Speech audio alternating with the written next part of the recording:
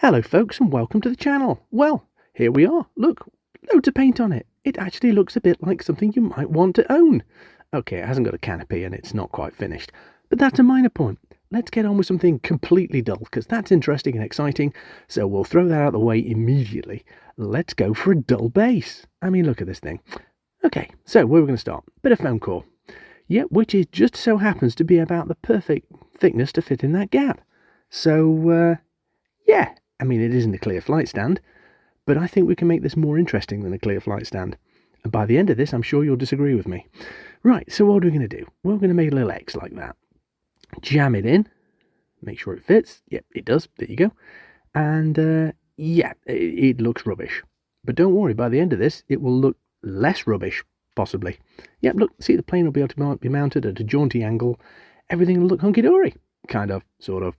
But first, what do we need to do? Okay, well, on the base, you can see there's bricks. So, yeah, we need to make this look like brickwork. So all we're going to do, pop the foam core next to it, and then just copy across like that. So, yeah, that's how wide the brick courses are. Ta-da!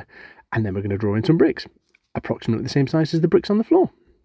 And as you can see, by just using a pencil, it puts enough of a depression in the foam core that it actually, shows up.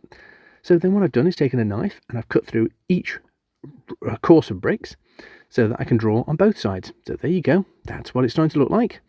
And now I've transpired a few on the bottom, and at this point I'm bored of bricks. I'm sure you're bored of bricks, so yeah, we'll give up on bricks, but we can't just leave it like that. We need to do something. So with a bit of multi-purpose filler, now other brands are available of course, what we're going to do is do the plasterwork. Now this building has been destroyed, so the plasterwork by very nature wants to be a bit ropey, which is great because it's easier to do ropey plasterwork than it is to do smooth. So all we're going to do is smear this into all the crevices, and you look at that, isn't that awful? Perfect for what we want. If you're doing plastering at home and you do that, you failed miserably. But for this, perfect, absolutely perfect. Plus all the bit around the bottom. Yep. So what we're going to do, as you can see, I printed off lots and lots of little stickers. Well, they're just little bits of paper.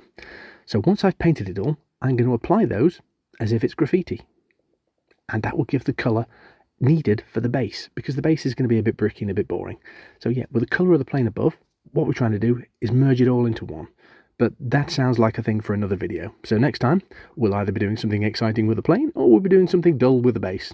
I don't know, I haven't gone that far yet, and who knows. See you on the next one. Goodbye.